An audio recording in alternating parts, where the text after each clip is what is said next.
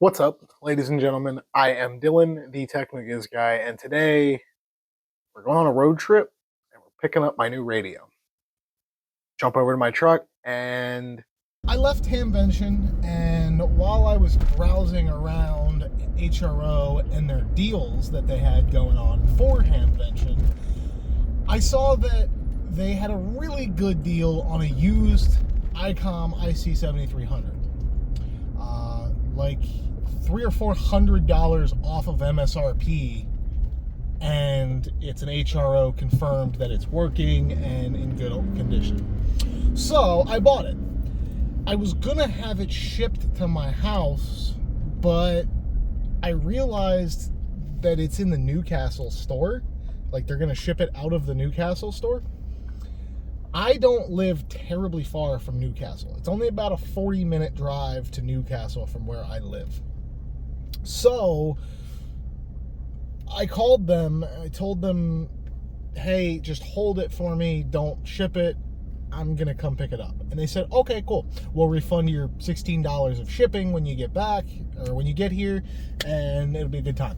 So I'm on my way to HRO to pick up the 7300.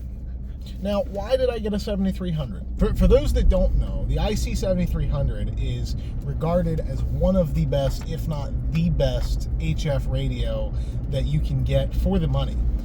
It retails for right around $1,000 usually, and everyone agrees that that's a really good deal for a 7300. It's a software-defined radio, so has a fancy, waterfall display, and you can see the entire band on it at a time. And if you see a signal, you can literally just tap on the signal and tune right to it. It's got a bunch of really advanced filtering, and it also, like my 705, has the ability to be plugged into a computer over USB, and with one cable, it will act as a controller, the sound card, everything you need to do digital modes for radio. Where a lot of radios, even radios that have USB, still need some kind of sound card in the middle, which is another device that you have to bring cables for, and it's another device that can fail, and it's another device that has to draw power. And if you're doing low power QRP stuff, or even just portable full power stuff, every watt counts. So for me, being able to just plug my 705 into a computer, or even just have a go wireless, the 705 can connect to Wi-Fi as well as become a Wi-Fi hotspot. So for a portable radio, the 705 is great. Now the 7300 is its bigger brother. It does 100 watts, but it's HF only. It still has all the fancy SDR capabilities, but because it's designed as a base radio, it doesn't have things like Wi-Fi and all that. So you have to plug it to a computer, which is fine because it's designed to be sitting at your base station. I do not own a 100-watt radio. Not that works, at least. I have one sitting somewhere that doesn't work, but in terms of just a working 100-watt rig, I don't have one. The only HF rig I have that works is my 705. And the 705 is a fantastic radio. However, even when plugged into external power, the 705 only puts out 10 watts. And in the world of ham radio, 10 watts is really not that much. 10 watts is great if you want to hit your local repeater. It's not that great if you're trying to talk around the world, and the guy you're trying to talk to has a pileup of people trying to talk to him, and they all have 1200 watts and directional beam antennas. So 100 watts really is what you want if you can spare the power. And because I got such a good deal on this, now I will have a really nice radio at my house that I can use with my setup that can just live there. It doesn't have to get disconnected, and all of my software that I'm already accustomed to using with my 705 will work with the 7300 with basically no settings changes. So it's all just drop in, plug and play. So now I've got my portable radio, I've got my base radio, or I'm going to get the base radio. So that's why I picked up the 7300. This is not going to be kind of like a review. There's plenty of reviews on that radio from people who are much more experienced and know what they're talking about a little more than I do. The 7300, nobody is going to tell you that the 7300 is bad radio. There's not a single person on this planet who is going to say that the Icom IC-7300 is a bad radio. If you want to pick one up, if you're thinking about picking one up to get into this hobby, do it. Because it's a great radio. You're not going to have any problem with it. It's whether you're starting out or you've been in the hobby for years, you cannot go wrong with a 7300 if you can swing the price. Like I said, I didn't want to pay full price, but I got a really good deal on this used one. We're inside HRO. We're going to get the radio now, but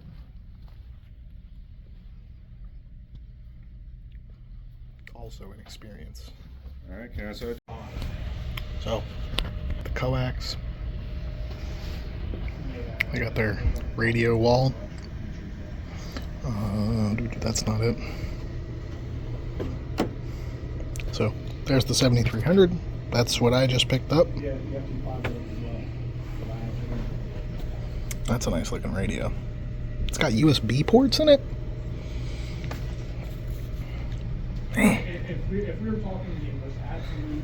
This is the radio that Scott got.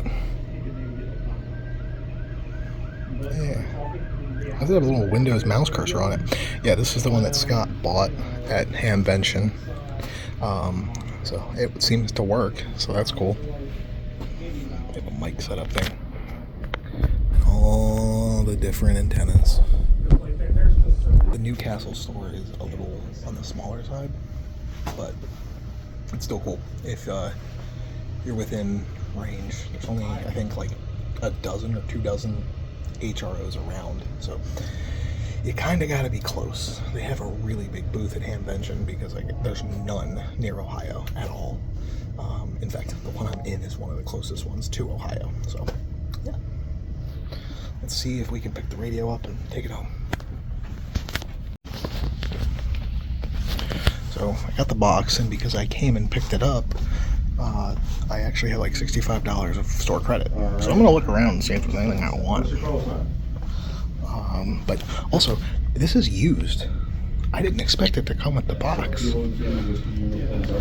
That deal keeps getting better and better. Okay, so we're out of HRO. Got the 7300, and because I had some store credit, I picked this diamond 20-meter antenna up with a UHF mount on it. It was like 65 bucks. So, that I wanted to do some HF in my truck, either in my truck or on my work truck, but I didn't want to put a really big antenna on either of them yet until I know if I'm actually going to enjoy it. So, for 65 bucks that I had left over anyway, I'm going to give that a try. It's not that big. It's got a mount. I already have a mount for it. So, yeah. That's a good, I consider that a good haul from HRO. Got my 7300, got an antenna. Let's go back to the house. We'll unbox the 7300 and get this thing set up.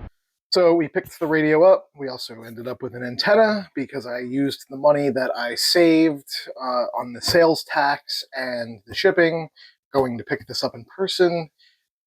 I just got the store credit, and then I grabbed an antenna. But this isn't about the antenna. This is about the 7300.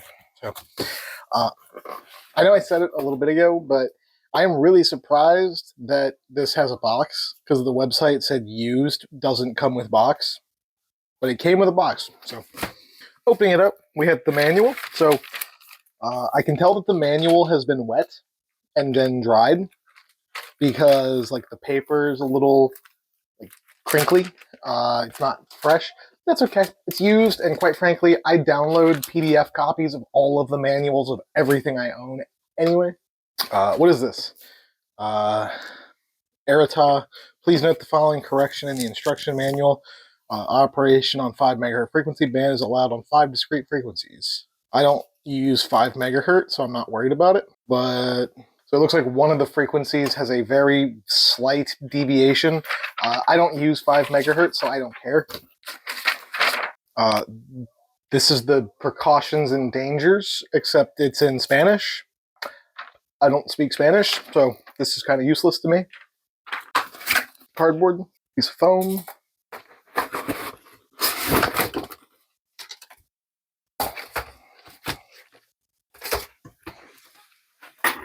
So we have the radio, which for used and the price that I got it for, it's in good shape. I don't see anything wrong with it.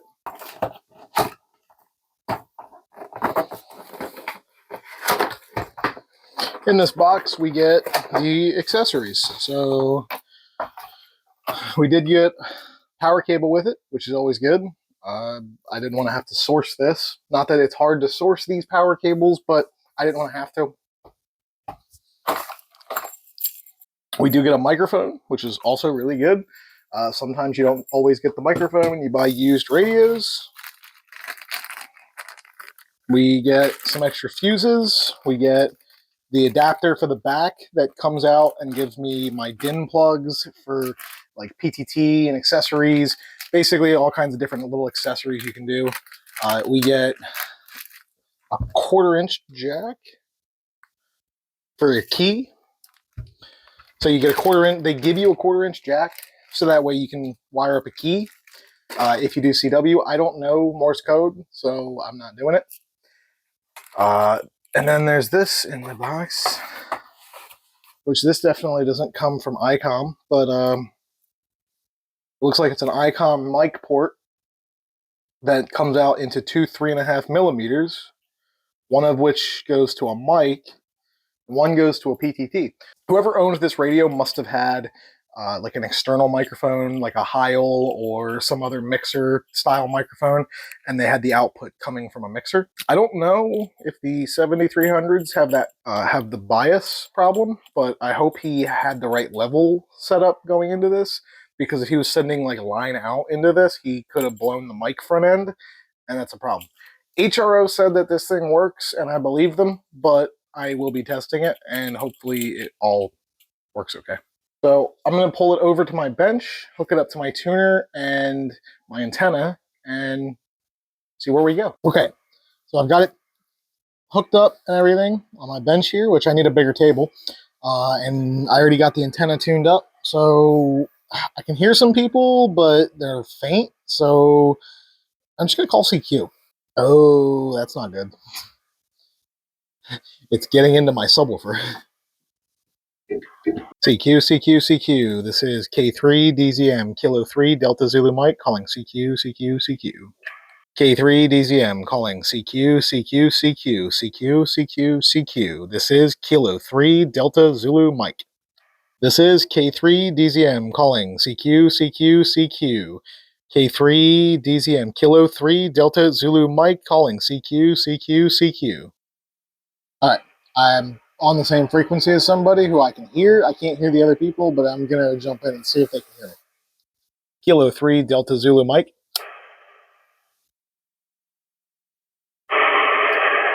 This is K3 DZM Kilo 3 Delta Zulu Mike.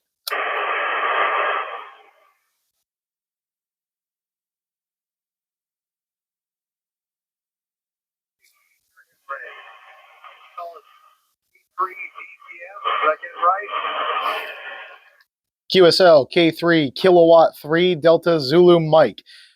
Testing out a new radio that I just bought. How's it sounding?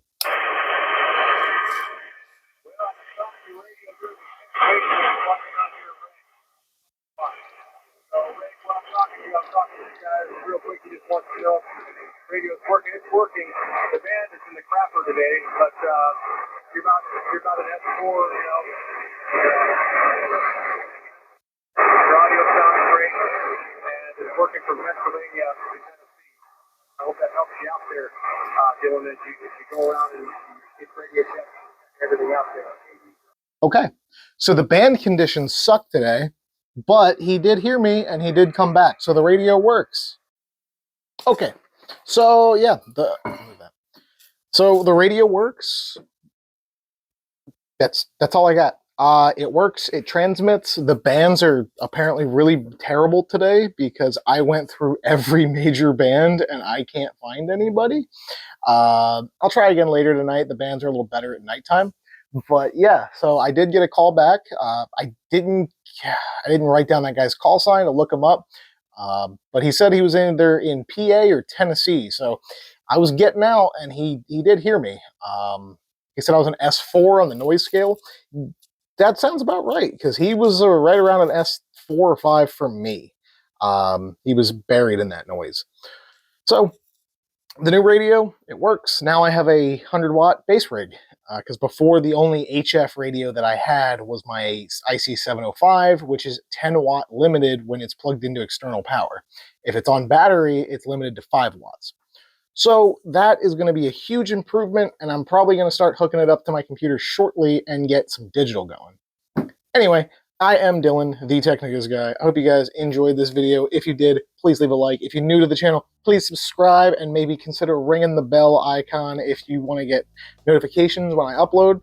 We do all things tech on this channel. If it has a computer processor in it, I probably am interested in messing with it. We're always here, having a good time. Videos usually come out on Fridays, and yeah. I will see you guys in the next video. Until that time comes, though, I want you beautiful ladies and gentlemen to remember, always keep it peaceful.